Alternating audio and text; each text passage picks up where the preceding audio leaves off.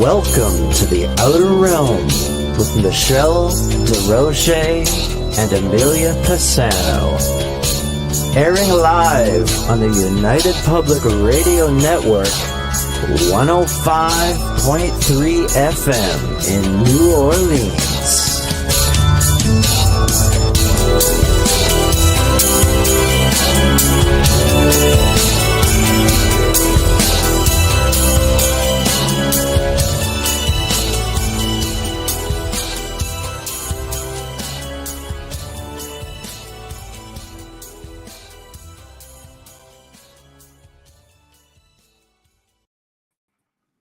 Good evening, everyone. Welcome to the Thursday night segment of The Outer Realm. We're broadcasting live on the United Public Radio Network, UFO Paranormal Radio Network, 105.3 FM from the Gulf Coast and 107.7 FM from beautiful New Orleans.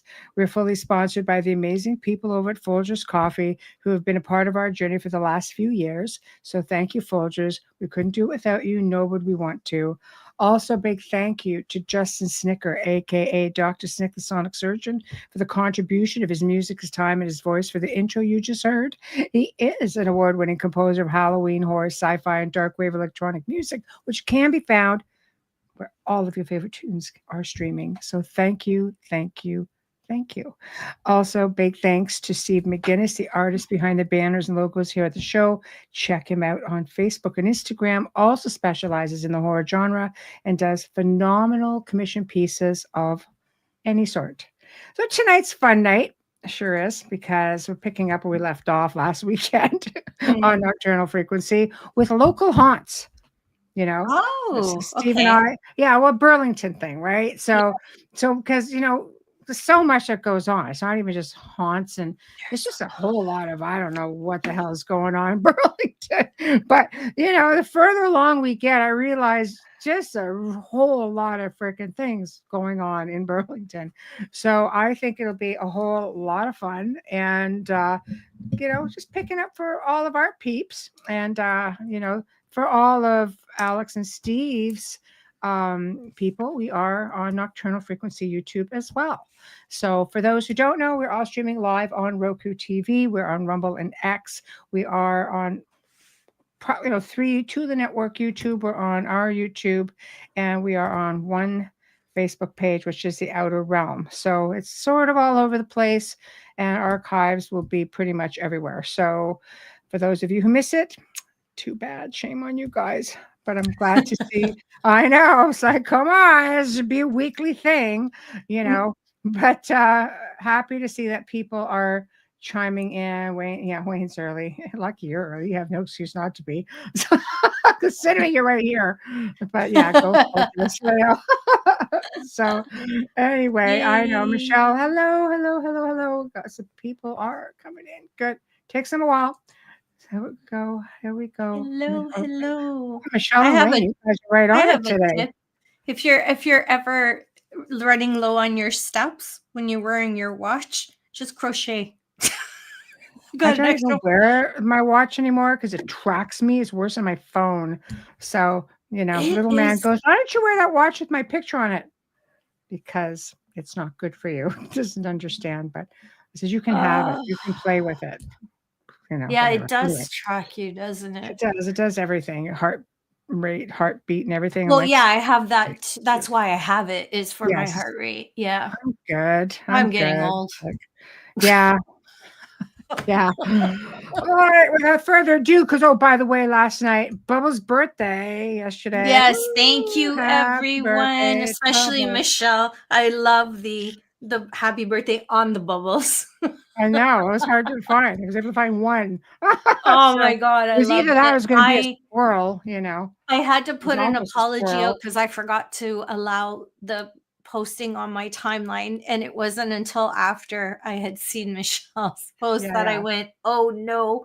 And I put it back. But thank you all so very much. You just make my day all the time. Like, I can't believe how kind everybody is when they see either you're in pain or you're having a good time. You know, it's a celebration. It's beautiful because it's nice to see that happiness trickle And it was so special for me. I think each and every one of you, thank you so much. It's like big old dark fuzzy hugs. Oh, it's awesome. It's awesome, especially when you haven't heard from somebody in a while that's in your life. But anyways, let's move on. And then I have to tell you something about Battlefield. For sure. Yeah. All right. Without further ado, we're going to bring on Steve and Alex. Hello. Happy belated. Thank you. Yeah, happy belated. Thank you. I think it's birthday month. Birthday month. Yes. Yeah, Alex, not too long ago, and we used to joke around. We used to joke around about that all the time because there's 3 of us that are friends, and one is the 16th, and then there's me on the 19th, and there's another friend today. So we would go out for our birthdays, but we wouldn't do a joint one. We'd make them go for 3. And the husbands used to always say, like, what the hell, man? Like, your birthdays last a whole freaking month. Ours, we're lucky if we get a dinner or a meal in. I'm like, because you don't matter. Sorry. Already starting off on the right foot, Michelle. Yeah. She knows. She knows how. When you know, you know. That's it. Mm-hmm. Yeah. You know, you know. That new line I love. Well, it's not a new line. It's new to me. She's a little too drunk on her own wine. I heard Megan Kelly say it. And I'm like, I love this. How did I not know this glorious thing before? Right? Like, what sorcery is this? This is something that can go both ways. And a person who's not very bright is not going to catch it. I loved it. There we go. But anyway, yeah. There we go. Passive aggressives out there. It's a good one. But great to have you guys back on, kind of picking up from your show. So it's been good. I don't even know. We covered so much stuff, but we did, but for our folks, it's just we're talking Burlington, Burlington. It's because it's so small. It's like what 300,000 people isn't really now, small, No, but it's such a small area. Yeah, such a small area. But it is, I guess, on the grand scheme of things when you are factoring in demographics as to where things are going on. Because, I mean, we've got cryptid stories, we've got ghost stories, we've got UFO stories. And apparently, if you're really freaking crafty, you can catch a lake monster in the lake. Oh, hold on a second. I think I see Dogman outside my window. That was just Steve coming out from his bath. Let's see, whatever. But I mean, that's another one that was floating around. I'm just like, I want to know Steve got out of the bathtub. Lake Ontario. Wait, that was quick. For sure. I had some time off, so I got energy. And then we're talking about floaters as well. Like, come on. Oh man, those floaters! How can we have a serious conversation with all these innuendos? It's like being back with my brothers. Don't you miss us on the show? Come on. Oh, you guys are. I love you guys. Entertainment. Let me tell you what. So, I just think that if the 4 of us were in a restaurant, we'd get kicked out. That's all I'm saying. Yeah, I think so. Yeah. I think we'd be kicked out. Oh my goodness. We should time it to see how quick it happens too. Oh God. Can I beat my record from when I was younger? We gotta make sure it's on a street that has lots of bars, so that way we have lots of ammo. We could just like. That's right. Okay, where's the next? It's okay. We'll just move next door. Exactly. Yeah, and Bubbles will keep drinking water because I go right away. You just have to go downtown in the downtown core. There's a lot of little in Burlington. Downtown. Oh, there's your segue. It's weird because when I hear people say downtown here, I think they're talking about Hamilton. Oh, really? Let's not even go there. I wouldn't want to be like feeling no pain in downtown. Yeah. You would if you walked to the sidewalk. You wouldn't even have to do anything but breathe. Like it's anyways. Well, that's a whole other show and a half, but maybe that's the reason why a lot of people see paranormal stuff around there. It's all the stench. It's full of it. Full of it. Full. The stench, the fumes, the narcotics in the air. That's a factor. We used to have meetings monthly meetings at a little place, a small little coffee shop called Infusions. It used to be in Jackson Square. Wow. And I'm telling you, man, we used to park in the back of the place and leaving there at like, I think when the place would close like 11 o'clock, it's like, it's a whole different world when you come I out, remember right? I remember the first time leaving there going, is this, I don't think this is a great idea. You walk through that. You walk through that mall after hours. You better be carrying pepper spray, man. Never had any issues, though. Never had any issues. No, neither have I. But Yeah. it's eerie. It's very eerie, and I had experiences at that movie theater.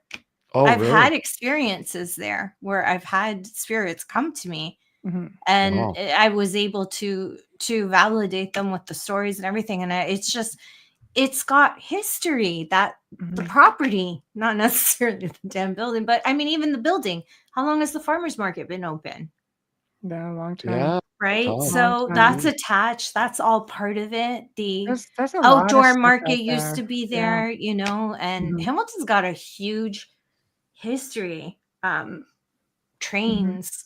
No, it does. It was Water. Waterfalls. My God, what are there? 600 of them? Infrastructure. Yeah. It was started out that way, and you figure we're talking about dating back to what, the late 1600s for Hamilton. Hamilton, give or take. Wow. Yeah. I didn't think it was. Yeah, I didn't think it was that old. I believe there's certain parts of Hamilton that it was a sort of a shipping route. Yes. And they did have a settlement in Hamilton. Yes. And I think actually a place that we investigated years ago, what was the name of the place? It was, in fact, used to be a captain's quarters. Oh, what was the name of the place again? Oh, the Winking Judge. Oh, I like that place. Yeah. Yes. Interesting place. I don't know if it's still there or not. Well, I think especially if you're going into town, like the town of Dundas and such. I used to have a store downtown Dundas, and I love downtown Dundas. Oh yeah, it was all gorgeous. It was all, you know, like my partners at the time were all dressed in period clothing and everything, and it was oddities mixed with a bit of antiques, but you could go and buy taxidermy and stones and all kinds of crazy stuff. You could go buy tea, and they would take raw tea and they would put it, like they did back in the day, folded in paper, and it was just really a really nice little experience. But I was haunted as heck. You know, so one of my business partners says, "Oh," she goes, "I'd like to do a tour down here." I'm like, "Have at her," you know, because things are always happening in the store. I'm just going like, all you got to do is just invite people to sit in the store for an hour and watch some stuff going on. But I mean, we are even through Burlington, you know, where they came through, was part of heading into the old Pioneer Highway, right? Going straight up into Guelph and Elora and Campbellville, right? Everybody remembers the show The Campbells. Yeah. Right. The base of, you know, the Scottish family coming over. And a lot of that was based on true events. I didn't know that show. Yeah. Oh, yeah. It was a local show. It was a local show, but there's a lot of history there. And, you know, when I found out from doing tours downtown, working with the tourism, they would sit us down and share information. So when they were talking about the War of 1812, and they were talking, you know, we had the bicentennial of 200 years, or even before that, I think it was, it was even before that. There was some other event they were doing pertaining to that. Anyway, they said, well, you know, Burlington obviously never saw battle, but they said there was a large settlement in where is now Spencer Smith Park, and it was a stopover. So they would come in, because a lot of troops would walk, right? They would walk along, and they would stay there, sometimes for days, sometimes for a week or so, before continuing on through Hamilton and down, you know, towards Niagara Falls and things like that. And it was a large Indigenous settlement, and a lot of the soldiers would come in and stay there. It was some large settlement. I'm like, we never knew that, right? Well, I mean, when you look at, you know, a lot of, well, you look at the battles, right? I mean, how, you know, Joseph Brant. Yes. Yeah. Played an integral role in fighting the Americans. Yes, and You in know? 1812, it would have been his son, John Brand. Yeah, son. Yeah, Yes, you yes. know. So And son-in-law, James Kerr. yeah, I love the history of it's got things, it's rich in history. It really is. It This is. area is very rich. But you look at this little place with its demographics, and you kind of realize, like, wow, there is a lot of history here. But you kind of get fudged a bit with the Joseph Brant Museum because it's not the real homestead. Because that's what Yeah. we're kind of like, well, wait a minute. But yet, it is haunted by a woman named Eliza, who was a lady of the night. Yeah. I mean, I'm not saying there's not other stuff there, but people have seen a woman best there, and she's the same woman that has been reported at the hotel down on the other side of the lake. So they don't know if she frequented. I don't think she's not like historical with respect to the Brant family or anything like that. But I think it came back to the old Brant Hotel, the old Grand Hotel, things that were down there, and she would kind of frequent in there because there were people who used to tell stories from the hotel. Yeah. And one was this man, and he woke up and she was playing with his feet. That's weird. Yeah. And the hotel staff at the time, because we're going back probably about 20 years ago, 15 years ago, so the staff at that time were saying no, she was just like apparently this lady of the night is what some of the mediums have picked up on it. So that was like before our time. There had been stories that were going on there, but this description of the same woman was seen at the museum. That's all I got. but there's so many places. Like, again, it's small, but there's so. I mean, look at the Ireland House. Yes, there's another one. The Ireland House. Yes. Right? We got to film a Kojiko thing there. Mm-hmm. And they brought us in, and it was ridiculous. There was all kinds of things happening at that point. And the manager at the time, she says, like, can you just stay here with me while I close everything up? Like, really? It's like, all right, sure, But yeah, there were just little things. They weren't big, substantial things, but it was very cool that there were so little things that happened, because it was just meant to, I guess they were doing something that had to do with the upcoming Halloween thing that the Ireland House was doing. So it was working towards promoting whatever it is they were doing. So it was all geared to what they had asked for, what they had wanted. And it was a lovely experience just to be able to get in there after hours and experience it without all these people in there. There's so much. I mean, there's so much that it's not even recognized, really. I mean, there's, even though there's so much history, and that's just what it is, but the paranormal values stories are so limited because a lot of it wasn't really documented well.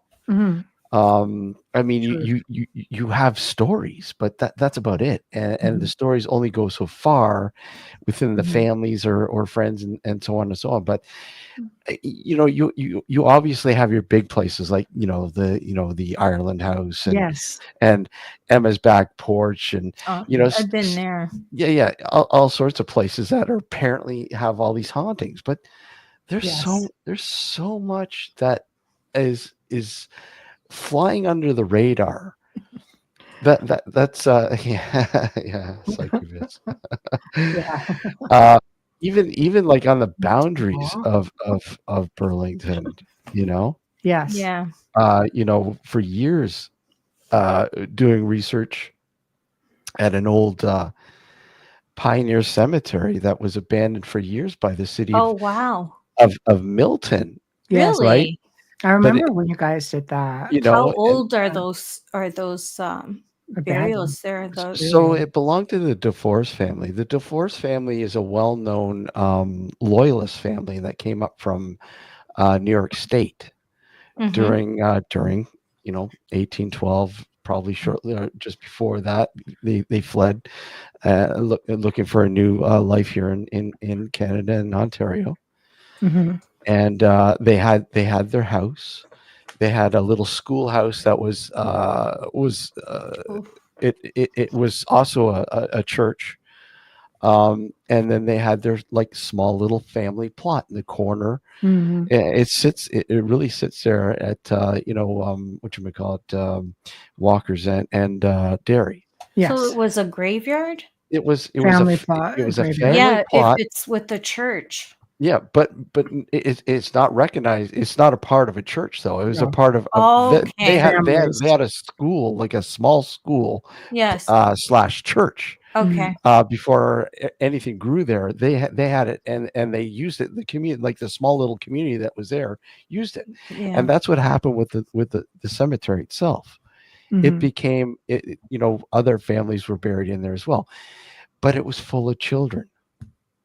And the children, because if anybody knows the history of this area, things like influenza and smallpox ravaged children. That was big all over. Very, very, very big. And Burlington lost a lot to that too. Yeah. So when you go in there, you see like a lot of the stones that are existing. Like they finally renovated. They finally restored it after a huge fight, and actually the Loyalist Society of Ontario came forward and fitted the bill to have it restored, and it absolutely did a beautiful job.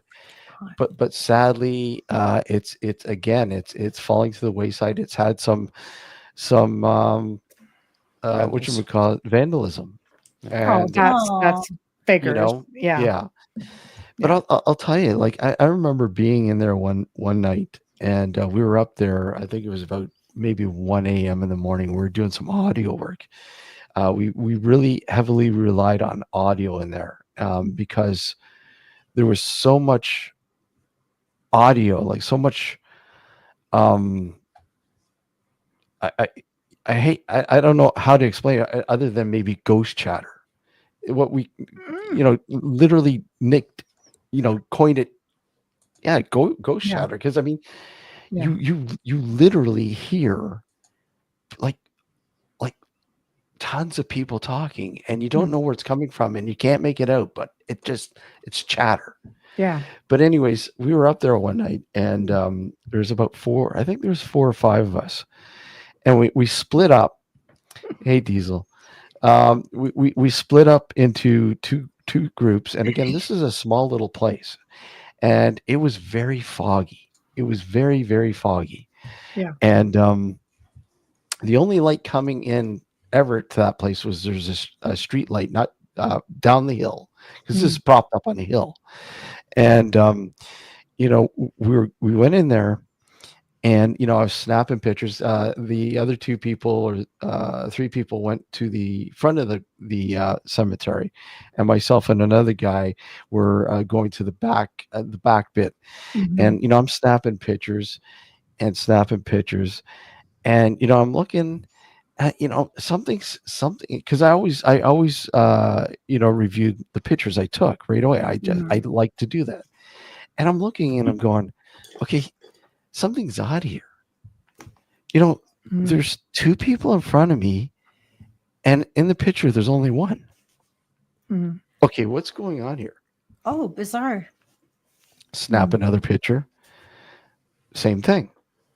So we're walking, and I stop, and I call to who I knew was in front of me. And I'm like, so and so, where is the other guys? They're at the front. Okay, who's in between us? Who's behind you? Who that be? Yeah. And then as soon as I said that, the figure veered off to the far corner of the fence, the northwest corner of the fence, cemetery, and completely disappeared. And I'm like, okay, wait a second. It's just light play. It's got to be light play. Yes. Whatever. It just, no, I can't explain it. So funny it didn't come up, because usually you see things that are not there in the camera. Yeah. Exactly. So I'm trying to recreate this gun. Okay, it was just my shadow, bouncing off the fog and from the light down below, and no, nothing. Could not recreate it. Could not recreate it. The weirdest thing. So this is a place you would obviously frequent when you get something like that. You obviously go back, right? So have you had other experiences there, or is this sort of many? I could play you so much audio from there, Michelle. So much that would just completely freak you out. It lends out. Wow, it would take a lot. I was just gonna say that. No, like, really? Yeah. You heard her growly. She has encyclopedia editions. There was one evening we were up there, and I remember we had walked up there, and very quiet. It's always because we went up when it was very subtle, very quiet. And the people who own the divorced home, they knew why we were there. And normally, if a cop stopped by, I'd just let them know what we were doing. Yeah, and they were pretty cool with it. They didn't care. It's not like we were vandalizing the place. No, but they just thought it was always cool. Hey, what are you doing? Oh, we're just taking some audio and just listening, just trying to capture something interesting, trying to understand what's going on. Yeah, and so we're up there, and we're talking, and I quickly had to go, guys, shh. And then all of a sudden you heard this ungodly growl. Like, nice. I'm telling you, I'd never heard anything like it in my life. Very guttural. Yeah. And it was in the distance. And I'm like, what animal was that? That didn't sound like a normal animal to me. Right. Yeah. Right. Well, especially none that would be in this area. No. What is interesting to me, and maybe you guys could share your thoughts on this, because everybody's like gravitates to cemeteries, and they're like, oh, because it's a cemetery, it doesn't mean it's haunted. There's freaking shit in cemeteries. I'm just saying, I think because it is a place where people go to grieve, maybe where souls wander, and that in turn, I think, brings in different types of elementals or beings that could possibly be there more so to attach to wandering souls, or possibly the grieving. What are your thoughts on that? Why do you think you would get that kind of a recording, especially? Well, the growl wasn't a recording. We heard it. Oh, you heard it? Oh, yeah, we heard it real time. Yeah. But I mean, my thoughts on cemeteries. I never really thought about actually investigating cemeteries, because my train of thought was, if a person passes away, they obviously haven't even gone to the cemetery. At least their spirit hasn't gone to that cemetery, because it doesn't know it's going there. Mm-hmm. It's the physical vessel that dies that goes there. But maybe it follows family. Sometimes, my grandmother was at her own funeral. Yeah, and she was listening to what the hell people were saying about her. Yeah, a lot of times. Yeah, exactly. If families, I never liked her. And if you're grieving a loved one, they will come there to comfort you and give you signs. I mean, I find a lot of spirits, not necessarily the ones that have passed away there. Some of them are just visiting to see other family members from another. Well, I'm just saying from my experience, right? But I found, when you go to these really, really old cemeteries, you're going to pick stuff up. Yeah, I mean, a lot of like time-stamped energy. I look at again, the reason why this particular cemetery is it's a pioneer cemetery. Yes. So people who were buried there, I look at it like this, because we were still understanding. Well, we're still trying to understand death, but back then, in terms of a person, like conditions that would, render you dead, but you're not dead. Yeah. And you're being buried alive. You have your dead ringer, but they never had that here. Saved by the bell. They never had that. In that particular cemetery. Nobody on the graveyard shift. So I mean, now you don't need those because you're getting bulbed. You're definitely gone. Yeah. And the children, I'm looking were part and parcel with the land. Yes. Right. Yes. So I mean, this was attached to what they knew as home. Yeah. So that in itself, and the fact that it was literally left to wither. Like when we first went into this place, you could only find a handful of stones. They were all like, dragged to the sides, the fence line. There was bushes everywhere. It hadn't been tended to in years. I mean, the city never went in there and maintained it at all. There's a lot of the stones were broken. There's a family plot at that literally that probably had years of a piling of leaves and foliage and breaking down and hiding whatever stones were laying on the ground there, and so on and so on. And it was really sad to see. And to me, that atmosphere, it literally screamed, we want to be noticed. Right. We're here, but nobody's noticing us. So, and let me tell you, it didn't take long for them to actually speak. And I'm telling you, some of the stuff that was said, it's heart-wrenching. Oh, It is. I can imagine. Heart-wrenching. Yeah, there were difficult times. You're getting into pioneer cemeteries. There were difficult times, and that is on the way up. Up the Pioneer Highway, and they were very hard. People settling and people who were, just in pain, illnesses. All you had was your land. Your land sustained you. Sometimes you were born on the land, right? It sustained you. You died on the land. You're buried on the land. Times were hard, but you were land. If you had land, you were wealthy with your land. Above all else, it cared for you. And being buried on the land, it's really tough, like they don't give it up very easily in the end. Yeah. Yeah.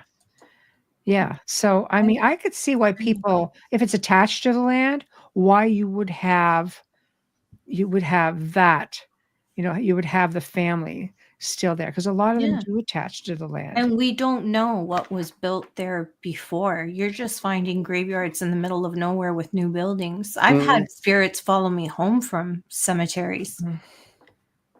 So, I mean, one from Boston. So, like I've had my experiences with that, but yes. I think I do the opposite. I follow the spirits to the cemetery. Yes. Next time I bring one home, you can take it back. Yeah. The cemetery was in Milton. Yeah. Milton. Guys. There's a It was Cornwall. on the Milton Burlington line. Yeah. So that's so sad. I really have a great deal of respect for those people that you see go and wash the tombstones and help to try and repair them. I'm like, wow, you guys are amazing. That's all they do. Yeah, we would go up there once a year and clean it right up. In fact, one year, there was a person buried there called Thomas Small, and he had a rather large peaking tombstone, and it had fallen over, and sadly people had used it during some sort of, I don't know, I want to say ritual, but I'm not going to dive into that realm. There's candles on it, all sorts of stuff. But anyways, we went up there, we picked the stone up. This sucker was heavy, but we picked it up, put it back on the mantle, and I repaired it. Wow. Repaired it.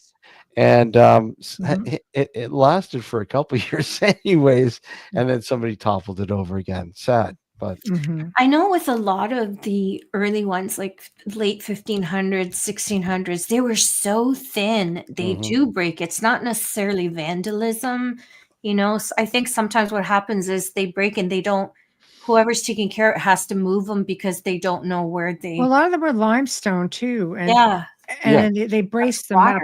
They put brackets around them. They put brackets on them, and that's what they did when they restored it. But this particular one was it was more of a monument.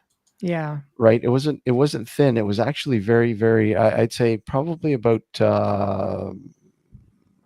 the base was close to maybe 2 feet by 2 feet, and the actual peaking monument part was like a cylinder that reached to the sky. It was probably maybe about 5 feet in height. So it was a tall, like literally, if you're driving by that you would see it. You know, not so much in the summer, but in the the winter and spring, you'd probably see it. And you know, it's funny because I remember reading something, I think, on social media at that point. And you know, some of the early days, I joined more paranormal groups to get a feel who was out there, who's up to what, you know, trying to be, I think, supportive, right? People would follow me and I'd like to follow back. And I caught wind of some group out of Hamilton who were going around, and there was mention of that little Pioneer Cemeteries that you were doing, because I had the name of your group. You know, you guys were local too, right? So I followed along, and they went up there and actually posted pictures of themselves like they were knocking things over. What the freaking hell is wrong with you people? Like, what that's not research. That's just being destructive and being really pissy.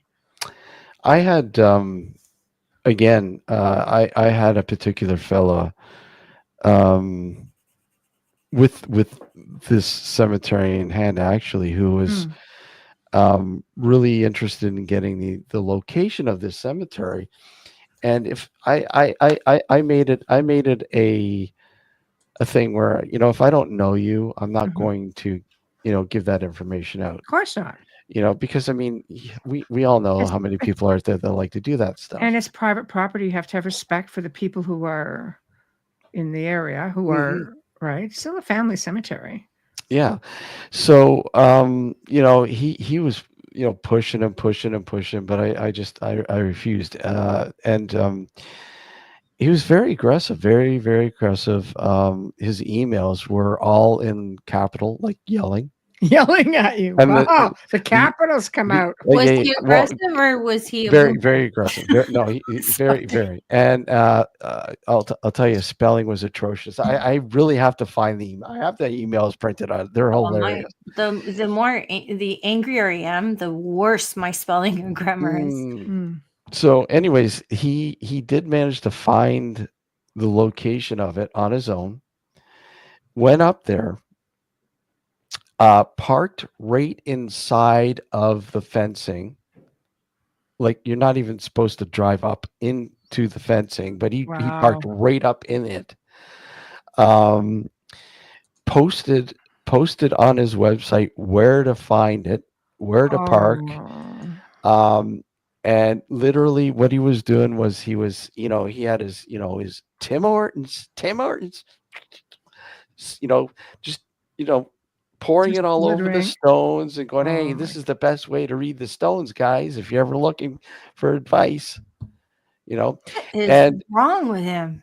So literally days after he had posted the information and the pictures and everything else on his website, it was literally vandalized. See, right there, because he had a certain type of follower. If I'm not mistaken, the same person had a slogan, because that came up in this specific group, and it was something along the lines of, we go ghost hunting in the cold so you don't have to. And I'm like, what? They had another one. Is that the same person? It is. Okay. Yeah. Okay. They had another one. It's not ghost. Oh, wait. We're real ghost hunters because we have cameras. Oh, freaking hell. It took me everything not to F-bomb for that one. And believe me, I'm like, what? It's something like that. Or it's like, it's not ghost hunting unless you have a camera. Something along those lines. I'm like, come on. My gosh. My gosh. Oh, yeah. Well, I think, oh my gosh. I find that it's so difficult to try to get, to try to And back then, especially. Now there's more groups out there, and I think people Lot. try more to have some sort of, unity of some sort. But there's a time where it was like not so much. I mean, I actually sort of, left a situation and a business partner in Burlington for that reason. Yeah, it was nasty. It was I found it was easier to communicate and network with our American counterparts than it was with the people here in your own backyard. Too much drama, so much drama. People didn't want to share info. Hey, I couldn't go to another group and say, hey, I have this. Can you just give me your thoughts? Well, so you should have just been dealing directly with me, because I was always like that. People would message me and say, what's the story with this on this location? I'd give it to them. You send me to a haunted place. Here's one. Here's one. I personally was never weird about things like that.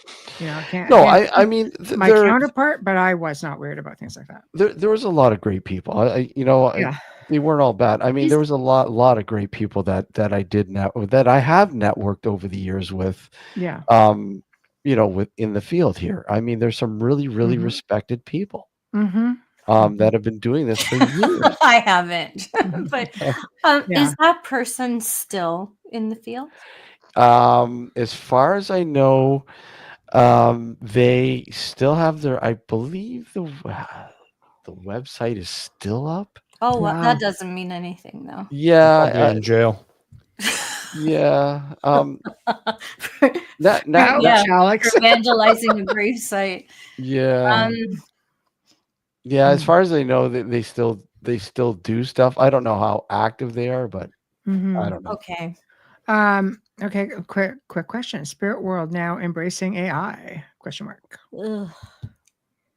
Exclamation question mark. The AI is the spirit world. Alex going deep. Whole bunch of can of worms. I need my rosary. Hold on.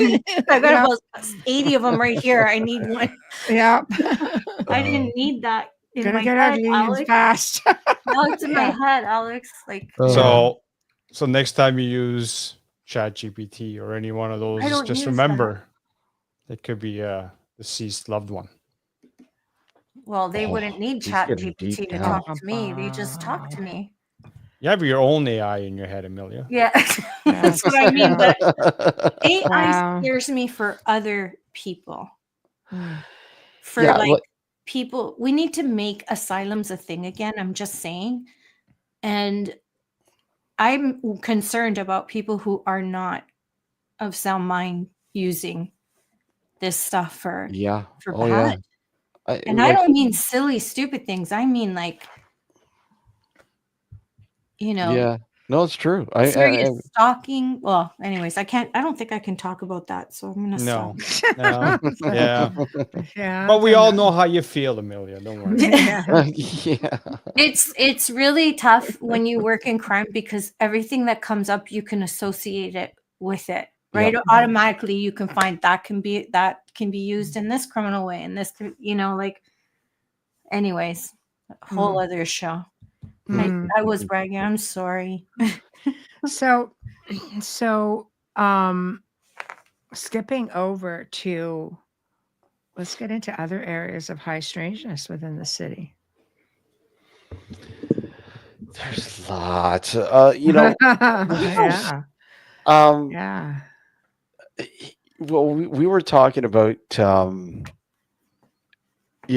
of the largest things, obviously is UFO activity, but, I kind of mentioned something about, an area that I had stumbled upon, up on Mount Nemo, and I coined it the Devil's Mound. But doing a little bit of research on it, and it's very sparse, because I thought it was initially something to do with the old quarry. And if anybody knows anything about Mount Nemo, there used to be a quarry up there, and they used the rock and all that to create the cement for the CN Tower. From there was shipped into Toronto, but there's an area off one of the paths, off the beaten path. I mean, you literally have to, walk through the forest floor off the trail to find this place. And because it's funny, I stumbled upon it because I used to trail run up there all the time. And what were you chasing?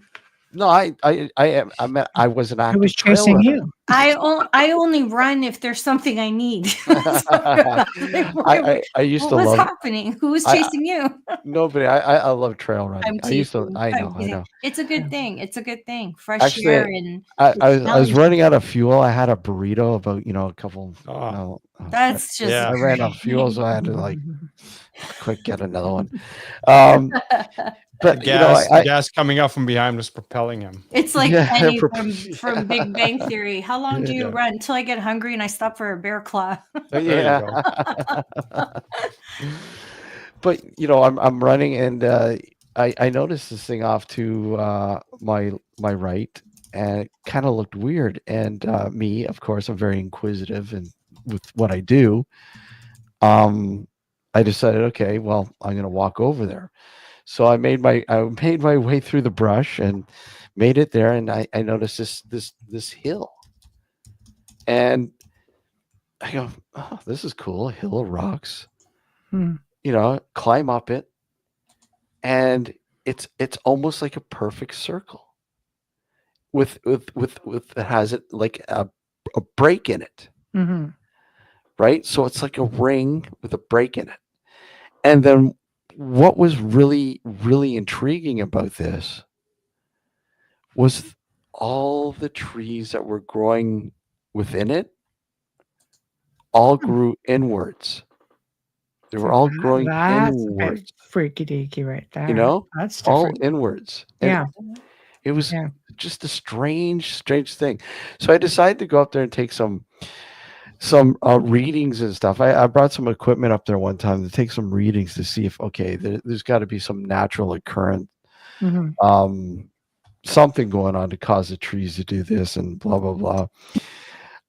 The EMF just spiked off the charts, and I maybe there's something like some minerals, something there that's causing it. I don't know.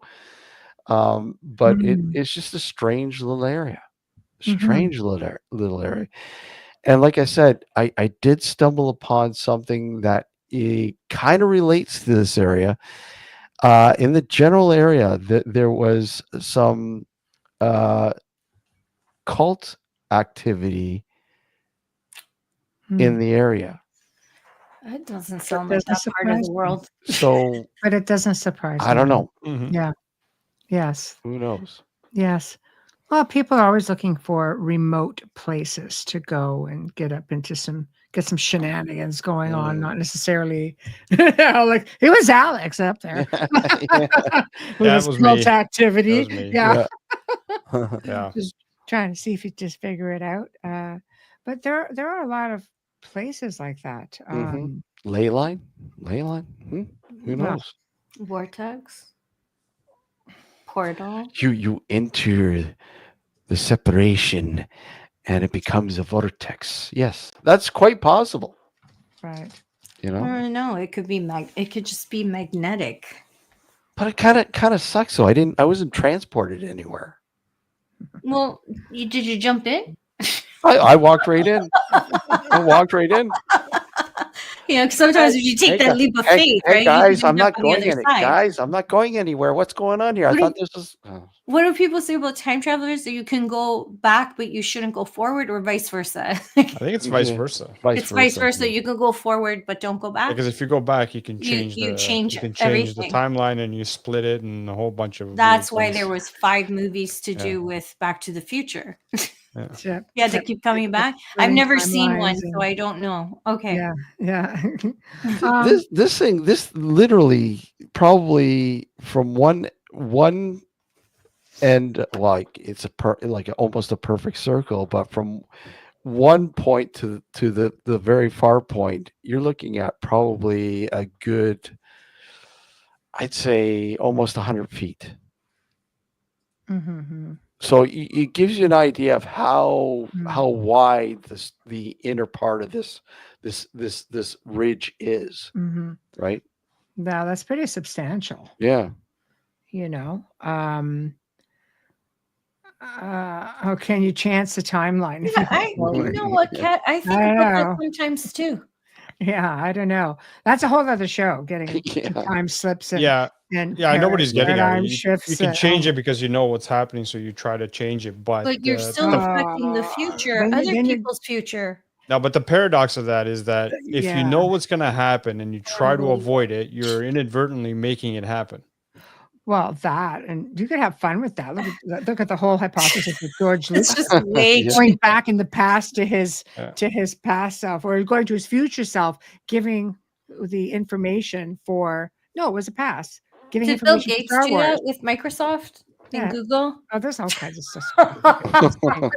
It was that George Lucas would go back in time to give his younger self, his older self, the scripts to all the Star Wars films and this and that. So the George Lucas from the future came back to help the George Lucas of the past, hence all this amazing stuff, right? I love it when people just like let all this conspiracies and things. It's like so much fun, but it's just like, it's an intriguing thing, and I mean, somebody's going to make a documentary on that. You're talking strange things like the Mandela effect. Right? Effect. Yeah, exactly. Greer hasn't hit that yet. No. Wait a sec, didn't we talk about this already? Yeah, you could have so much fun with that stuff, honestly. But how about cryptids? Oh, Burlington what? cryptids. Cryptids. Yeah. I mean, I did have an encounter, but it wasn't in Burlington. Okay, what was yours? Mine was in by the Credit River in Mississauga. Oh, there's lots down that way. Mississauga. That's a long lakeshore. Like that's Yeah, well, this was up in the Burnhamthorpe and I'm thinking Churchill. No, not that. What's the name of that road? Credit View Road, or not Credit View. Credit View. I think it's Credit View. Credit View. Yes, Kat. Credit View. Yes. So it was in between Eglinton and I can't even think what's where it's up there. It's up there. Anyway. Yeah.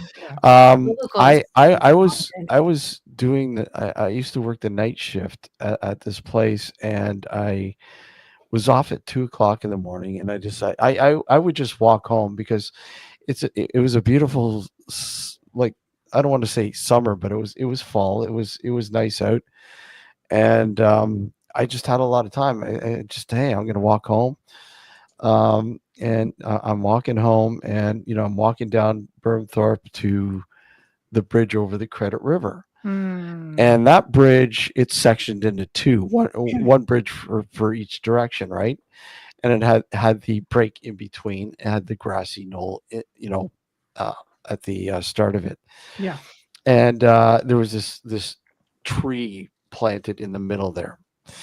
And I'm walking up towards the bridge, minding my own business. Hey, I'm just taking it easy. I'm going home. And then all of a sudden, I look. Something caught, my attention on the other side. I look over and I see what looks like a coyote maybe, or some canine creature, whatever, walking. And he's walking across the other road, and he's walking towards the center medium, the grassy knoll part. And, I stop because I'm like, okay, I'm going to let him just cross and go back down underneath it, whatever he's going to do.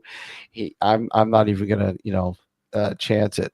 And, of course, it gets to the grassy knoll, and then it looks at me, and okay, it notices me. Great. And all of a sudden, great. Within seconds, this thing stood up on its hind legs. And I'm like, okay, what am I witnessing here? This does not compute. Okay, what can do that? What? Is that dog? So I'm thinking, okay, look at, okay, all these animals are running through my head. No, that's not no, there's none of this bear. No, there's if it's a bear, it's a mangy bear, and there's no bear in this area. There's it was certainly not a bear. It was too thin to be a bear. Yeah. And I'm like, okay, it'll probably drop back down in a second. Right. This thing stood on its hind legs perfectly for almost 10 minutes. Wow. For 10 minutes. There was an old spaghetti Western standoff for 10 minutes. With no spaghetti. I know. Right? And like, this is just insane. Right. So I'm like, okay, I can't understand this. And then finally it drops down, walks back, not back, but in front of me, and then down underneath the bridge on my side. So I'm like, I gingerly walk, keeping an eye down, on the side of the bridge to make sure. Dog man. I mean, it's quite possible. But when I initially did research on it, I came across a story, a headline news actually, from Toronto in 1978. A guy was walking his dog, and the dog broke away from the leash and ran to the storm drain. And the guy ran after it, and he grabbed his dog, and inside the storm drain was this creature that the artist rendition of this creature is fairly well known, fairly well documented, and the artist rendition of this creature, which was on the front page of the Toronto Sun. I mean, that really doesn't say a lot, but still. I was just gonna say, not even to this day, but if they want to sponsor us, they're wonderful. Yeah, page 1 or page 3? Exactly. I'm looking at the artist rendition of this, and I'm going, damn, that is what I saw. I saw that, minus the picture had red eyes. I didn't see any red eyes, and red eyes could be simply just light reflecting off the eyes. For sure. But I mean, I didn't witness especially like. And when you see photographs back then, it's red eye because we had crappy cameras with the film and that, and you couldn't adjust it. My brother was in that newspaper twice, dated the girl who was in charge. So I mean, if you Google the Toronto Tunnel creature, they called it. I remember that coming up on something I was working on, some article I was asked to contribute to, and they made mention of it. I'm just like, why does that sound familiar? They don't talk about it a whole lot, considering it's a pretty substantial thing to have made even the Sun. The fact that somebody took the time to say, look, this is a thing, and it went to the paper. I mean, I just let it drop for years, and I didn't really think about it. And then when I started doing the show, and Alex had come aboard, and we had a good friend of ours who was a writer, a journalist that wrote for several, including UFO Digest and some other stuff. Chris Hawley, I just one time on the show started talking about this, and she was so enthralled. She's like, "Can I call you after the show? I'd really like to talk to you and maybe write an article about this." And I said, "Yeah, absolutely. I don't know. Yeah, absolutely." So, I called her up after the show and told her gave her all the details. She wrote the article. It went out. It was published. And then she was getting all these emails and calls about people who had witnessed this exact creature in that area. Yeah, they weren't years later. Yeah, they weren't. They saw it years later. It was a different years experience. later. Yeah. So look this up. What were the first sightings, Alex? Do you know? Like when did the paper say that? 1978 was the first sighting of that I know of. Okay, yeah, so that's trying to see if I can find the article itself. I was just going to say, did they have a sketch artist with any of these people and have a sketch in the paper? I don't know about that. I don't know, because that would be cool to put that up if we the only can I put a link to a Reddit post on, go ahead, man. You know how to use this. I'll put there you go. Make sure it gets that's a Reddit post, and it has like the actual paper clipping, for lack of a better term. It looks like a paper. Yes. I miss newspapers. Yeah. I miss getting my fingers all black. Yeah. Unless you had money, because then they would iron your newspaper before you got it so that they would dry the ink. Yeah. Where is the I don't see the link. Yeah, it's in the chat. I don't see it. I don't see it. Which chat? Private chat or? No. Okay. Chat. I thought you were going to present something. Oh. No, I'm not going to present it. I'll just put it in the chat. Well, we don't see it. No. Yeah, we don't see it. Nothing here. Do you want me to present it? Not one of these chats. You want me to present? I can present it. Yeah, present it. Yeah, it's easier for people to see it who are not in the chat room. That is so bizarre. So this creature could still be like I mean families and little pod units down there. We did we were doing a series on we called it Nocturnal Night Shots originally, and the very first episode we did of it was covering that, and that was I think shot in, what was it, Alex, 2009, right? Something like that. Yeah, something weird like that. And so that was roughly about seven years after the fact. So we revisited the area where I had the experience, and I show people, look, this is where it was. This is where I was, where it was standing. Kind of giving the people a visual sort of representation of what I experienced that particular night. Of course, it was busier. It was earlier in the day, so I mean, so it was quite busy. But people would just get a gist of what a visual of how I'm trying to explain it, sort of thing. Yeah. So there you go. There's the cabbage. There it is there.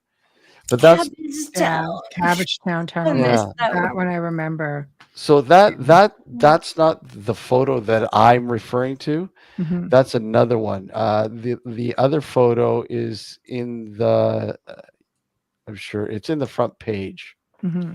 Yeah, so that's the closest one I could find for now. I mean, I haven't really delved too deep into it, but I remember one point, Steve, you had the clipping, like the online to the Toronto Sun, the actual front page, or the page where they actually showed the artist rendition of this. Yeah, I still have it. Yeah. Yeah, it's interesting that there's just so many little local lores, and every now and then it's cool when you see one come up in the paper. Yeah. We're actually we have a show coming up first week of April, actually. And the guy is a researcher, and he finds articles in all really old papers, and it's all high strangeness. So he's going to pick some, come share some up. I'm just kind of, God, I can't wait. Just what it sounds like. Because, I mean, somewhere along the line, even going back to the 1800s, and the wording, the sea serpent, or things like this. It was just so dramatic. Obits had them dead photographed. Yeah. Oh, it would be interesting. Yeah. This guy is awesome. He goes, here, go look at my Substack. All right, cool. It's like, holy crap. There you go there, Michelle. Okay, all right, there we go. There's the front page. It's like a chupacabra. Yeah. But that's the photo that I'd read. That was on the front page of the Sun. Wow. And this, okay. Yeah, in Toronto, I never heard of it in Toronto. The one that Alex shared is the actual article from the Sun. The one you shared is the actual article, Alex. Can we enlarge that at all? Here, let me try.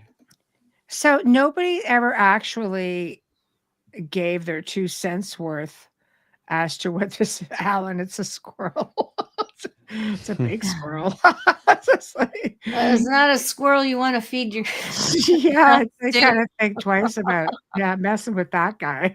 Oh, I don't see it's not letting me up. No, it's okay. It looks like the creatures from the new Gladiator film in the arena. This was in the 70s, Kat. This is 70s Toronto. Yeah, 78, I believe. 78? Yeah, 78. Yeah. Probably if you dig enough, you'll find more stuff, Kat, if you're interested. But there are parts, though, of Toronto and the old subway systems that are completely shut down. Or they were created, they were built and never opened. Yeah, there's another station underneath Bay Station. Yes. There's another line that only has a couple of stops along the Bloor line there. Yes. Once a year, I think they open it up to the public, just for people to be able to go see it. Now that they used to do that, I'm not sure if they've done it. I doubt they started doing it again after COVID. But at one point, they were letting people go in, and almost like that when they had that open doors event. They have a lot of ruckus going on down there. Yeah. In Kentucky, that's a squirrel. A little naked spider monkey, maybe. Yeah. Yes. That's a good 4 or 5 foot spider monkey. This what I had seen, judging by the tree, was roughly about 5'2", somewhere around there. Tiny, but it's also stretched down, right? Yeah. So it's hard to tell. It has a whole chupacabra sort of look to it, just kind of, very, very similar. Wayne, who has spent his life in Toronto, says there's one at Dufferin and Queen Street. You can see the old entrance that says subway entrance, but there ain't no way. Well, I'm sure there's a way in, but not one that you're going to easily find. Someone's trying to drill holes through that place. Right, there's a few locations along Queen Street. How does Wayne know this? I know the Canada guy. I know Queen Street because they sent him everywhere. I worked at Queen and Bay, and I worked on the concourse level, and you can go for days under there. No, days. And you have the service tunnels too with the old mental institution. Yes. So, even Sunnybrook, I think, still connects there. Yeah.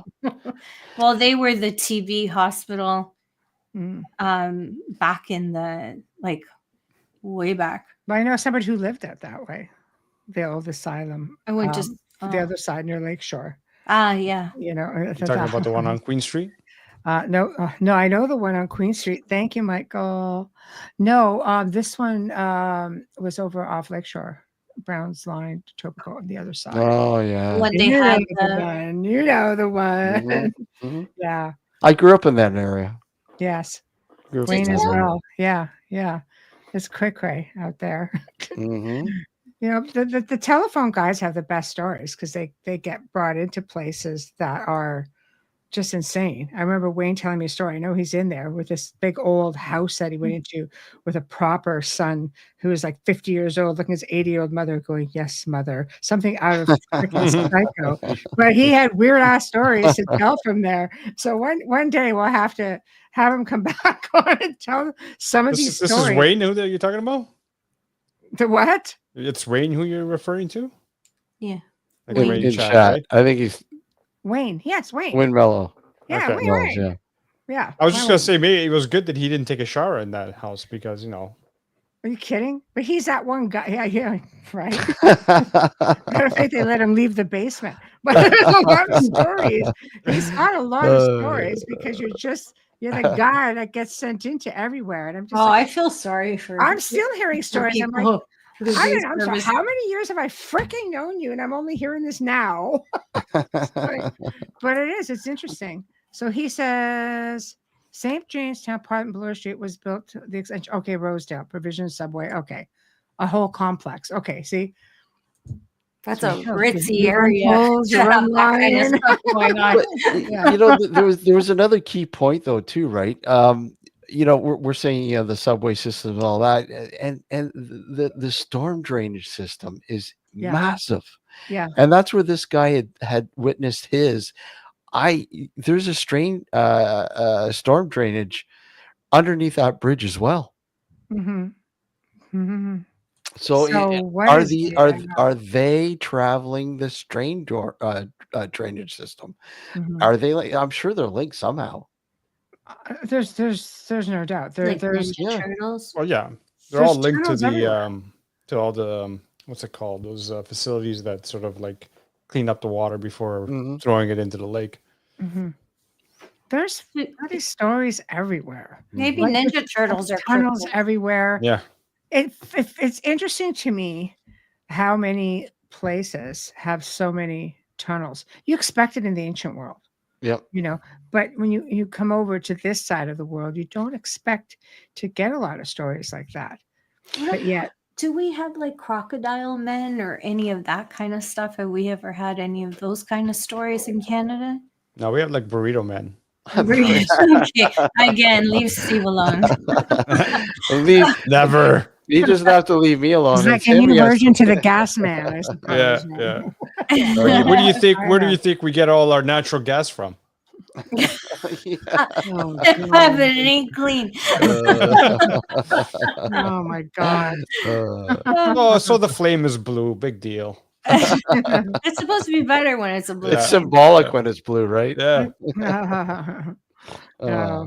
No, but I think at least for Burlington, I don't know much. I mean, Niagara Falls, I know. St. Catharines, out near the Welland, near the Welland Canal. There's the Port Robinson Beast. Port Robinson too. That's an interesting. There's a filmmaker, Dave McCrae, who he had an incident when they were in college. Mm-hmm. And they used to go to this haunted house in Port Robinson. That was they were convinced was quite evil. And in fact, if you talk to a lot of people in that area, they'll tell you about this place. It's now gone, but he was going to make he was going to make a movie, like a documentary out of it. It never happened. He did make a something to sort of kind of, I want to say crowdfunded, but they didn't really have crowdfunding back then. But it's funny that you say Port Robinson. It was on Port Robinson Road where this house was. And it's fascinating place. Well, we got a first-hand account. Wayne actually got a first-hand account from a woman who experienced and saw the Port Robinson Beast, which was just like pretty much a big dog man. Wow. We're not talking like these lanky things that we've been seeing. This was like a full-on, really big, chased the car, got hold of the car. When they got home the next morning, she came out and there were like claw marks on the car, and broken mirror, things like that. It actually paced the car. At what point do they breed so much that we need to live in fear? I think that would have been the case already had that been an issue. Do you? I could say something. These stories go back a long time.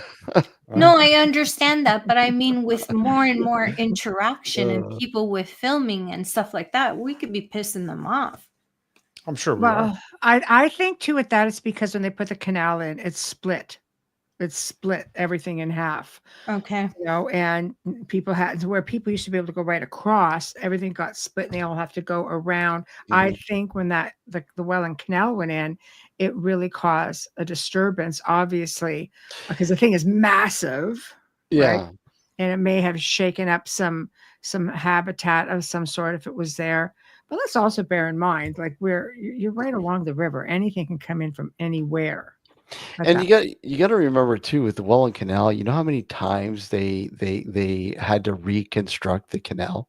103. That's the third one that's there. Yeah. Yeah. So I mean, you look at the old canal because they're still there. Oh, we could see it. It's not far from here. Yeah. You can walk along. You could see it all. Yeah. It's wild to see it. Yeah. Those were the sailing ships.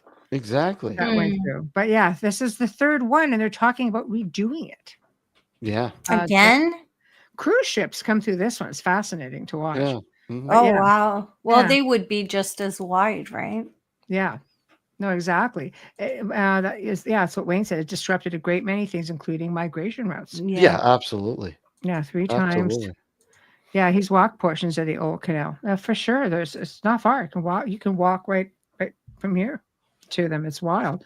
But how many places like that are actually happening when you're looking at progress, throughout a lot of these different places. Niagara Falls is known for it's tourism, so there's always things going up. And of course, we've got the big black cats here, and the Ministry of Natural Resources here actually track the sightings, and they found bones. That was in the newspaper. They found bones, feces, and there have been sightings of this black cat because we filmed at a place where a mare was killed by one protecting a foal. And there were claw marks in the stables. It doesn't surprise me because I've been actually following it, and it's not necessarily in the Niagara area, but they've been down as far as Niagara. That's right. These black cats, large feline, and the notion is that they could possibly be Black Panthers. Yes. And that have been brought in by people to hunt them. Rich people. Yeah. Oh, for the love of God. So they have them down as far as New Orleans in the wilds as well. So you know what? They've got them throughout the world, the sightings of these things. People shrug it off. Oh, we've got zoos in the area. They're just something that got loose. And well, it can't breed by itself, and find something that size unless a pair got away. But I'm not entirely surprised by, what you're saying, Steve, because there are, a lot of hunting parties and things like that take place. So, and you look at even Northern Ontario, how massive. I'm from Northern Ontario. Yeah. Oh yes. So how massive it is. You don't know what you're gonna run into. When you think you're not gonna run into anything, you'd be surprised. Yeah. Oh. You'd be really surprised. There are things I used to hear. We grew up in a valley. Right. And I talked about, the UFO things that encountered growing up in that valley and so on. But I'll tell you something. I'm used to wolves. Growing up around them, I didn't fear wolves, at all. Not at all. Because you just learn and you get educated on what to do, what not to do. And, I'd be out hiking at 10, 11 years old by myself, up through the woods, and all the forest in back of our homes. Right, that was normal. It was up, and I'll tell you something. Like, I'd come across them and just sit there, we'd look at each other, and I'd be like, meh, whatever. But some of the stuff I would hear at night was like almost, in some cases, blood curdling, and it's kind of like, I don't want to know. I'm good, but you just became, it's like some wild ass animal out there doing its thing. I don't know, but I wasn't thinking cryptids back then. I'm 10. Yeah, I am 10. And I'm thinking it's a loud howl. Yeah, right. So I don't know. Yeah, I like that. La, la, la, la. See, I want to go to the wolf sanctuary and bring a puppy home. Yeah. That's scary. Yeah. So I don't know, but it takes a lot of time and effort. Yeah. Yes, yes. So, you know, I think there's a lot of stuff we don't know anything about. but things can migrate, you know, from the Yeah. north down, Well, from you US look up. at something as simple as the wild pigs Oh yeah. that are running rampant now Mhm. and destroying crops, and Mhm. all because they wanted to crossbreed them with the pigs here. They Yeah. don't learn. No. Do you And remember when they brought in all those ladybugs for the wine? yeah. Oh, how many summers did we go through where our walls were completely covered Yeah. in Yeah. them because they didn't stop to think how they reproduce? Yeah. I'd catch them all, throw them in my plants and in my gardens. They would just cover my entire sliding door because it's Yeah. southern exposure and they like the heat. Nothing to hose I them, felt take so care of. bad for them. Pardon? I didn't hose them all out into the garden. Yeah. You know, everybody's happy that way. It's a win-win. So, Mhm. you know, I left them, but yeah. but okay. So, do you have any other like crazy weird sightings? You know, because I mean, I've had a lot out in West Burlington of all kinds of freaking crazy things. They're not limited to just West Burlington, Alex. Right. Yeah, no, there's been a lot of, I don't know, just weird stuff. But I mean, things that are on a level where you're like, okay, this is definitely something, I need to know more about. Just plain, there's a lot of weird, like Burlington. I find that, like I said, I used to, work nights, and I used to, when I came home, I used to work till 2-3 o'clock in the morning sometimes. Mm-hmm. And I was coming home one night. I was driving home along Dundas, and and back then there was hardly any, houses along that portion of Dundas. Yes. And I'm driving, and all of a sudden I look to my left, and I see these lights in the sky. And me thinking, okay, I'm elevated a little bit, maybe they're street lights or something, I don't know, whatever. Right. And I'm watching these, and I'm like, they can't be street lights, they're too high up in the sky. What? What are these? And they were, all of a sudden they were doing these weird maneuvering, and I'm like, okay, this is definitely not street lights. No. So I decided to pull over, Tremaine. Yes. I pulled over, Tremaine. I pulled over on Tremaine. Yeah. Turned the car around. Yeah. And I'm watching these things, and I was filming it with my old camera phone, and my phone camera, sorry.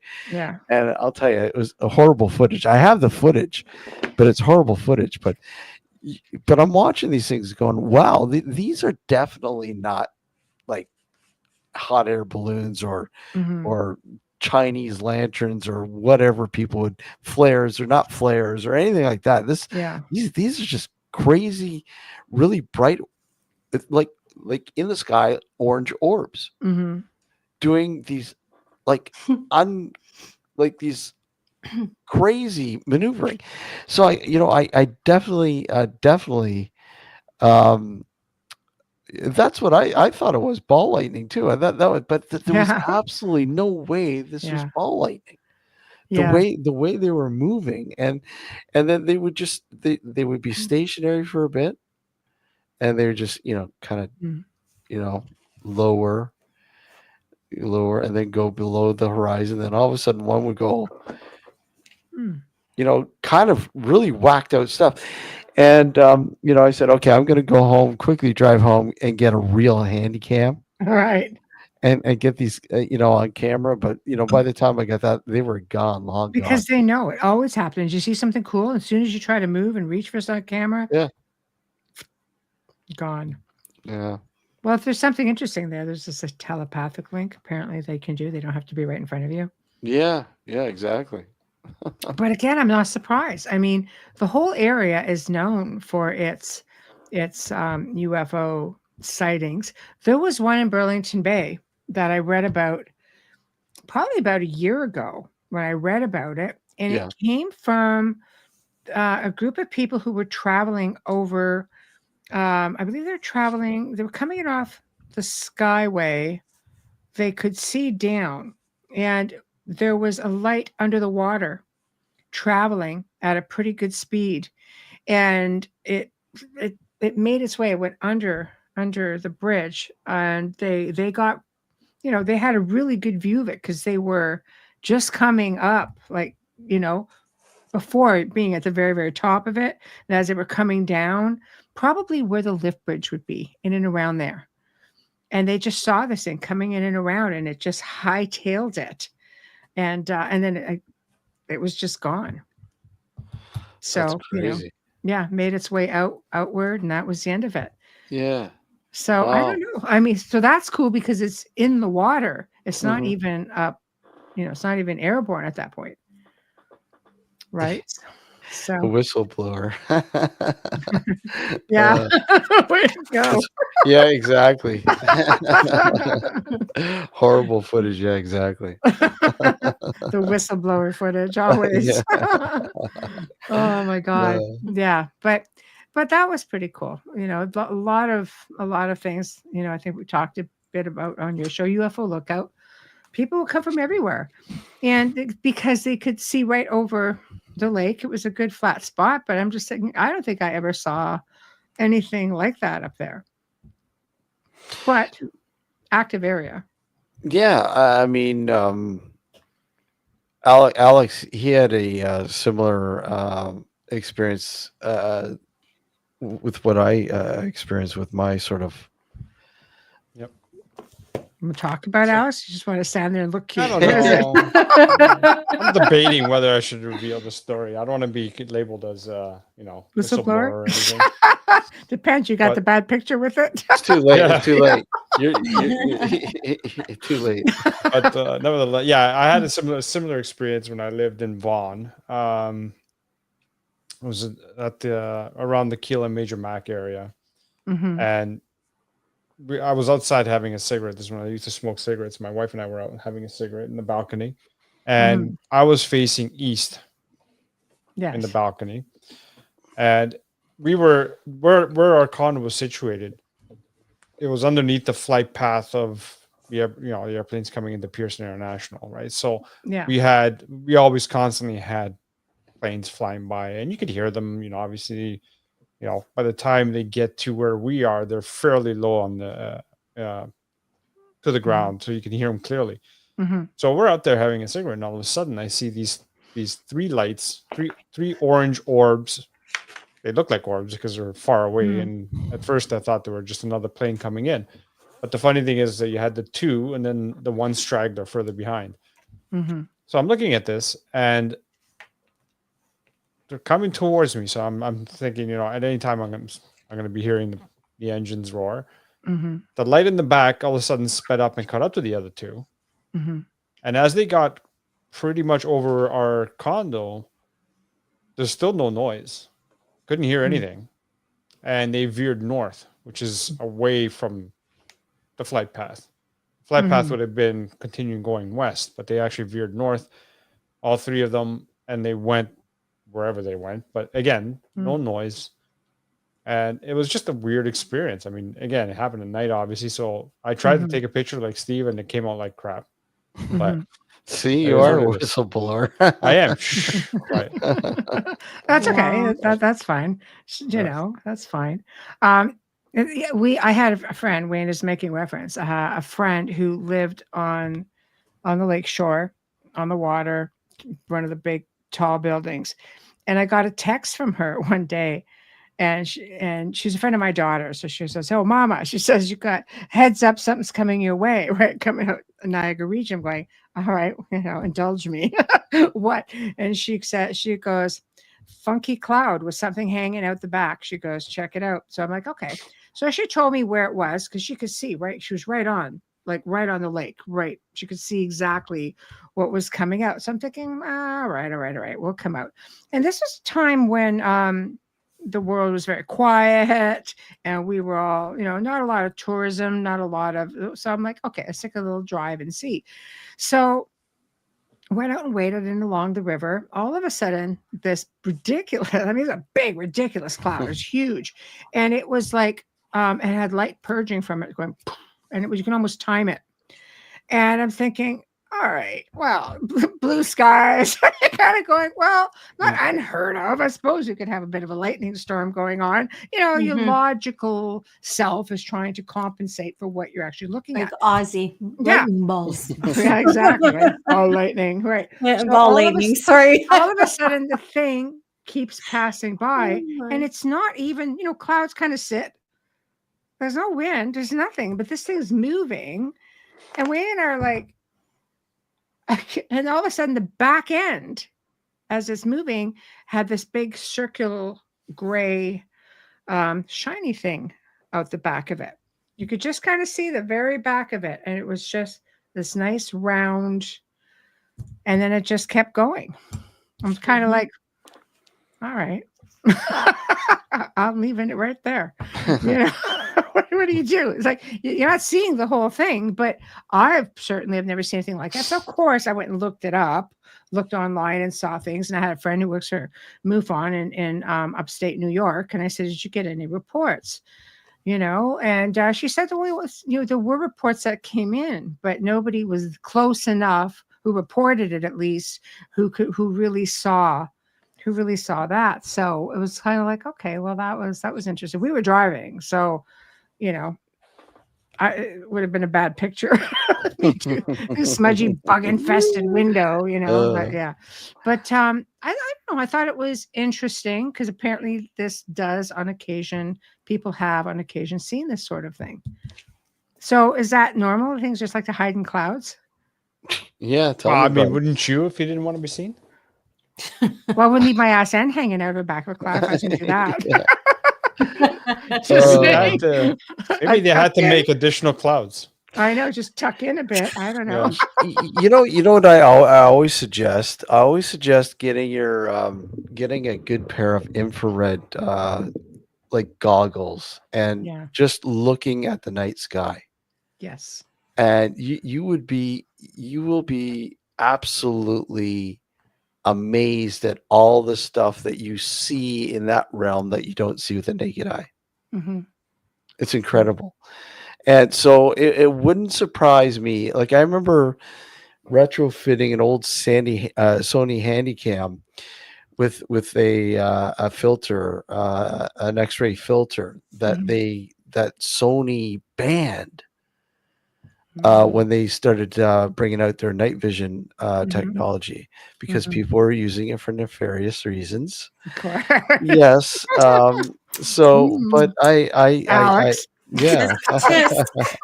Tisk, my friend. Yeah. So I got this one made for daylight. So it wouldn't ruin the camera's lens. So I put it on and went out to an area in North Burlington there, where all the farmland is there, and I just started filming the sky, and it's amazing the stuff that you do not see with the naked eye. It's just incredible. Like the particles in the air, maybe some natural, some are like we have planes in the sky that drop stuff, whatever. I'm not going to get into that conspiracy bit, but I mean there are things that are like you can't see with the naked eye, and when you have this thing going, you're like, wow, what am I witnessing here? To add to that, there was a woman. This stuff was all over social media. She found a way to, when you see certain things in the clouds, there's this theory that sometimes I don't know if it's a dimensional thing where people see cities in the clouds. Mm. Right? Really? And I'm thinking, was it like a Yeah, I've heard. mirage? Is it like an illusion? I think I What heard is it about that already. exactly? Yeah. So she started taking photos of unusual looking clouds, and she had this program she used. And again, I'm one of those, yeah. I really didn't get into it a whole lot, but she started producing pictures because there was there was only a couple of pictures. I thought there was maybe more. There may have been a third, but when she took the filter and started stripping down the image a little bit, you could actually see shapes of what looked like buildings. So of course everybody went crazy. Everybody probably went and downloaded this whatever app or this program but it was interesting. It makes you realize, like, what are we in the Matrix? What are we not seeing? Again, if there are, and I do believe there are, there. Yeah. yeah, intelligent civilizations out there that have been visiting us, yeah, may have been here all along, and we just have not been able to recognize them because maybe they are in a different dimension. absolutely. Maybe the fourth dimension that we can't perceive. Our brains, we can perceive up to the third dimension, but I mean, the fourth is beyond our scope of understanding. So I mean, anything's possible. Anything. Yeah. And maybe these intelligent beings are able to harness the fourth dimension, or however whatever. Yes. Yeah. You know? They're interesting perceptions. Yeah. They are very interesting perceptions as to how people see things. Yeah. Hold on. So, okay, because I've seen pictures of cities in the clouds. Haven't seen them. So, okay, to clarify, yeah. So I don't know. I think there's a lot of really interesting things out there, and I don't think we're ever going to see it all. I've been fortunate, I have to say. Some people might think, I don't think it's fortunate to see weird, crazy things, but I have to say I feel fortunate Hey, to find have Michelle. seen, weird and crazy things, because Yeah. if anything, even when you're hearing that like manic EVP, it's like it gives you a little insight or a little hint or glimpse Yeah. of something ethereal. Yeah. Yeah. And not everybody gets to do that. Hey, Dave, how are you? Yeah. It's Do you though? Like, really think that through? Yeah. Yeah, it's when you look at, somebody mentioned don't bring conspiracy theories, but Yeah. I mean, when you look at the paranormal, and because a lot of it, and Alex and I have talked about this a lot.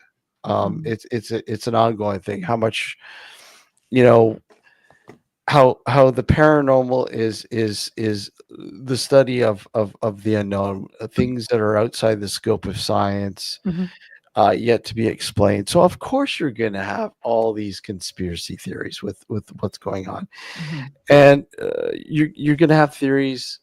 Period. I mean, that's a lot of what science is bringing to the table. Theories. But I mean, I think my view of the paranormal has always, all things high, strangeness, paranormal, whatever, have been through a skeptical eye. Yes. I think you do have to have that healthy skepticism, but you have to tread lightly and not outright debunk it. But you need to tread lightly with a lot of this stuff until we understand it a bit more, I think. Right. And that's the way I've always looked at it. I agree. I agree. There's too many variables, and there's too many things to take into consideration.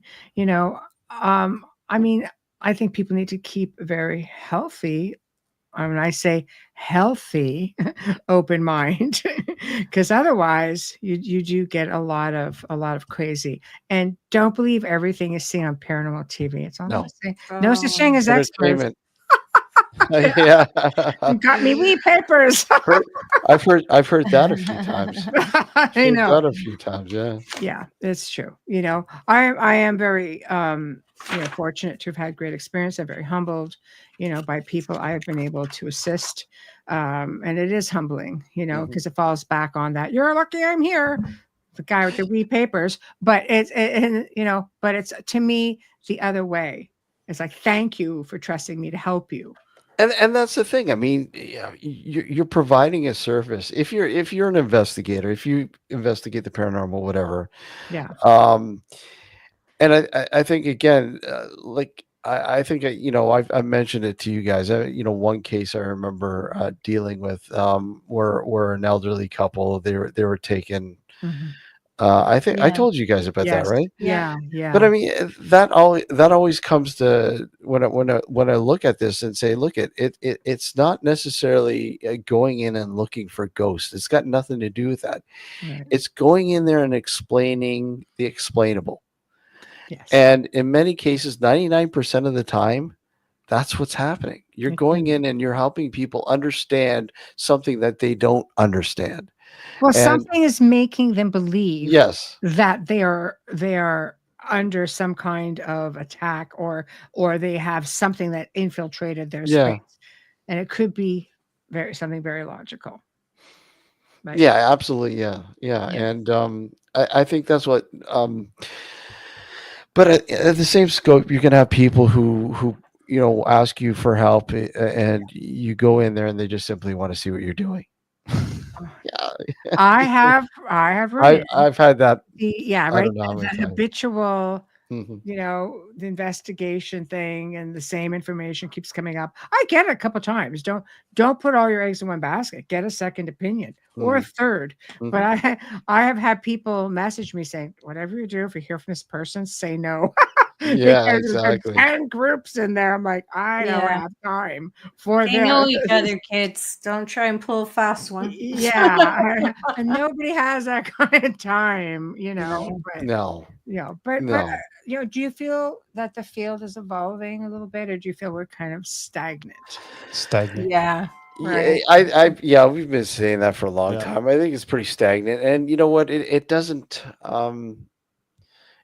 help now with I see it evolving in the sense where it's evolving in a bad way. More so than it's been mentioned about TV shows and how it's built for entertainment, and people, like a lot of things, they wholeheartedly believe what they're watching on TV. You really do have people believing what's going on is true. Now it's social media. It's like places like YouTube and all this, and you see the drama. It's just engulfing what I think. People who are serious about wanting to understand the truth about all this have are just literally trampled on and totally thrown to the side, because what's the point now when you have this flooding of garbage that really hinders the rest of whatever's good, whatever's left, whatever good that is left in this sort of realm, if you will. Between you have your people who outright don't believe it, debunk it, and they're attacking each other like personally, and I'm like, wait a sec, why are you doing this?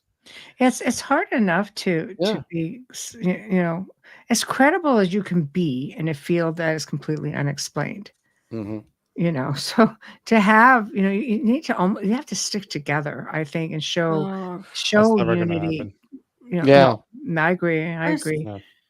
Yeah, I think there's a great group of people out there who do show it, and when you find it, support those people, because more often than not, I mean, it's a good thing to, look at. I've somebody comes forward and has what they kind of think is maybe an interesting finding or what they call evidence, but I want you to tell me what you think. Right? Tell me what you think this is. Can you explain this to me?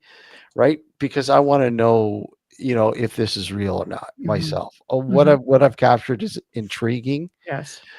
But there are people that outright just slap it all over the internet and call it real.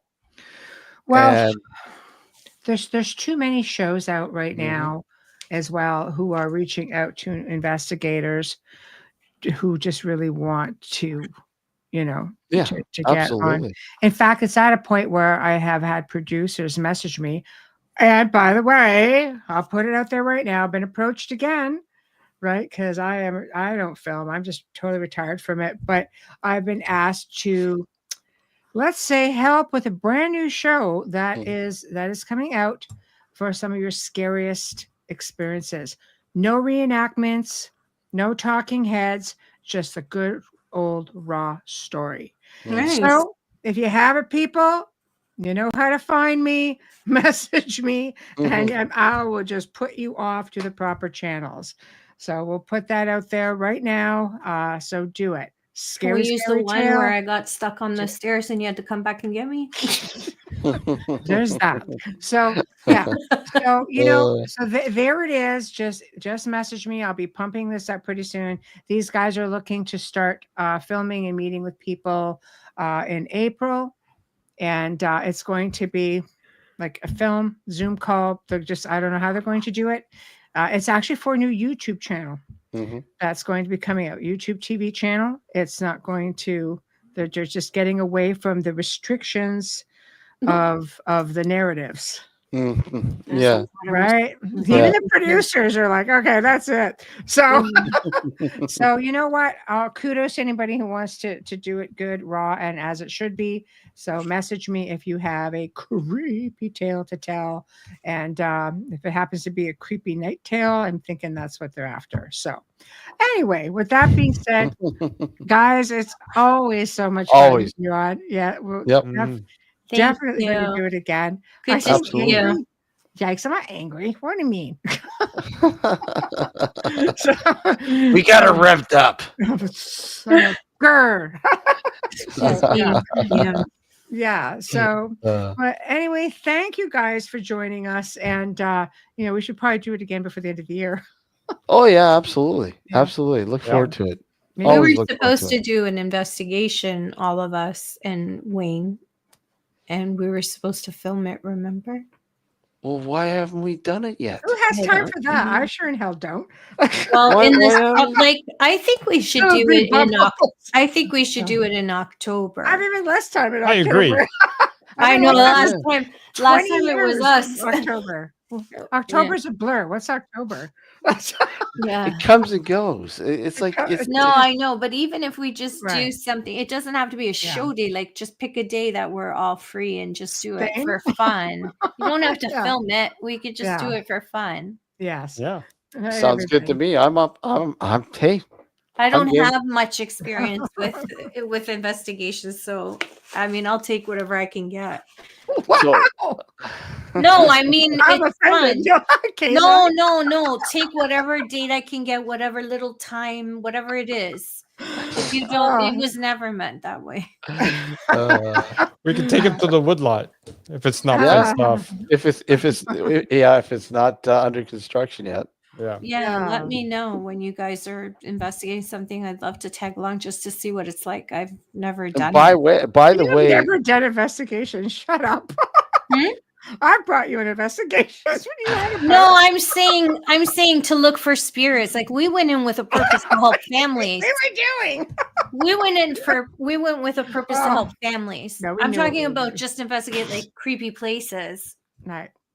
And by the way, believe me, I don't forget when I black out in the middle of the stairs and everybody walked away and I was still there. But Michelle's like, wait a minute. We're missing Where's the new girl? Where's the new kid? Yeah. Oh, my God. Sorry. All 5 episodes so far are available on our YouTube channel, The Dark Woodlot. Oh, okay. Excellent. I'll go look at it then. The final episode, episode 6, is going to be a little late because, well, we've got an interesting twist. I like the twists. Yeah. So there you go. All right. Well, let's do this again. Yep. some time. Okay. And thank you guys so much for popping on with us tonight. Always. Well, thank you for having Thanks us. for having us on. Yeah.